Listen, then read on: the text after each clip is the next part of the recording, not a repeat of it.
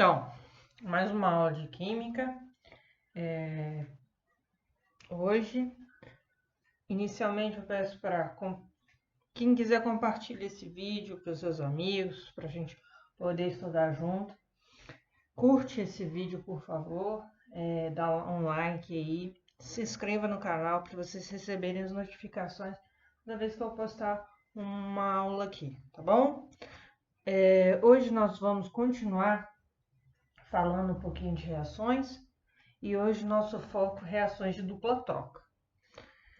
Bom, o que é uma reação de dupla troca, né? Basicamente, eu tenho duas substâncias compostas reagindo. Por exemplo, eu tenho A, B mais CD. E o A, ele troca de lugar com o C, né? Formando duas novas substâncias compostas. Essa é a ideia de uma reação de dupla troca, tá? Ok. Quando que as reações de dupla troca vão acontecer? Elas vão acontecer em três casos. O primeiro, o produto formado é menos ionizado. Vamos a um exemplo. Eu tenho uma reação aqui do ácido clorídrico com hidróxido de sódio. Vai formar cloreto de sódio e água. A gente tem que lembrar que o ácido clorídrico é um ácido muito ionizado, ele é um ácido forte. E o hidróxido de sódio é uma base muito dissociada, é uma base forte, né? Em outra aula, eu vou relembrar esse conceito de ionização e dissociação para ficar claro para vocês. Então, vamos lá.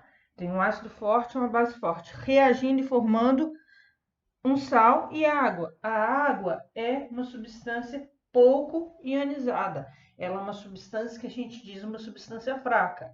Então, como eu formei um produto pouco ionizado, essa reação vai acontecer. Essa reação é um tipo de reação chamada de reação de neutralização, né? E ela sempre vai ocorrer formando sal e água, certo? Um outro exemplo aqui eu tenho sulfato de alumínio reagindo com hidróxido de sódio, né? Sulfato de alumínio é um sal e hidróxido de sódio é uma base, certo? Essa base é uma base muito dissociada, é uma base forte, como eu falei anteriormente. Essa reação forma o sulfato de sódio e o hidróxido de alumínio. Forma uma outra base, só que essa base é uma base pouco dissociada, é uma base fraca. Então, essa reação também vai ocorrer. Ah, mas como que eu vou saber se o composto é forte, fraco, é muito ionizado ou dissociado? Aqui tem uma tabelinha dos ácidos e das bases, tá? Os ácidos fortes aí que você tem, o ácido perclórico, ácido nítrico, sulfúrico, iodídrico, bromídrico e o ácido clorídrico. Os semifortes, o ácido fluorídrico, o ácido fosfórico, o ácido nitroso e o ácido sulfuroso. O fraco, a gente tem o ácido acético, né? O ácido sulfídrico, o ácido cianídrico e o ácido carbônico.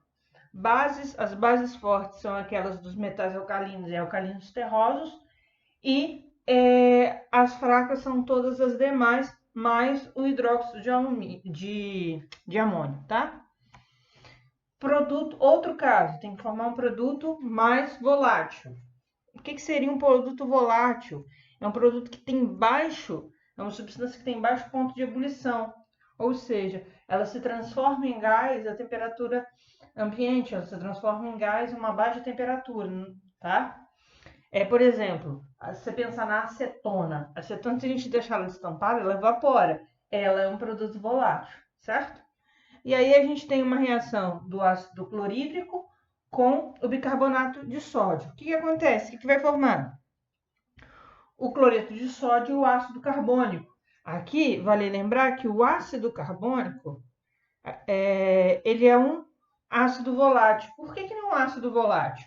Porque ele se decompõe formando CO2 e água. Sempre que eu tenho ácido carbônico, a formação de ácido carbônico, eu tenho a formação de CO2 e água, certo? E essa reação vem de um ácido muito ionizado, que é o ácido clorídrico. Então, como eu tenho um ácido ionizado e eu formei um ácido volátil, essa reação vai ocorrer.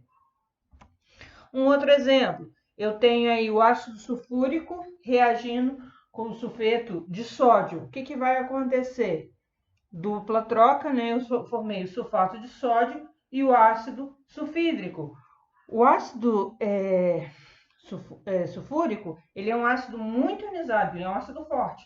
Estava na nossa tabelinha anterior. E o ácido sulfídrico é um ácido volátil, certo? Como que eu vou saber quais são as substâncias voláteis? Os ácidos voláteis são os hidrácidos, ou seja, aqueles ácidos que não têm oxigênio, mais o ácido carbônico, certo?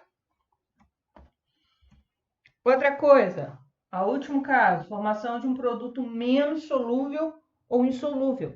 Aqui, para ilustrar, eu coloquei uma reação entre o nitrato de chumbo e o iodeto de chumbo, né? São duas substâncias aquosas, né? Quando a gente começa a misturar, a gente vai ter a formação ali de um precipitado amarelo, que é o produto dessa reação. Que produto que é esse? Vamos ver aqui, ó. Eu tenho lá nitrato de chumbo e iodeto de sódio. Eu vou formar o iodeto de chumbo e o nitrato de sódio. O nitrato de chumbo, ele é solúvel, o iodeto de chumbo, ele é solúvel. A gente pode ver subscrito ali o aqui. Isso quer dizer que a substância é solúvel em água, tá? Aqui quer dizer aquoso. E formou o quê? O iodeto de chumbo. Aí você pode ver subscrito um S, que é sólido. Essa substância é insolúvel, ok?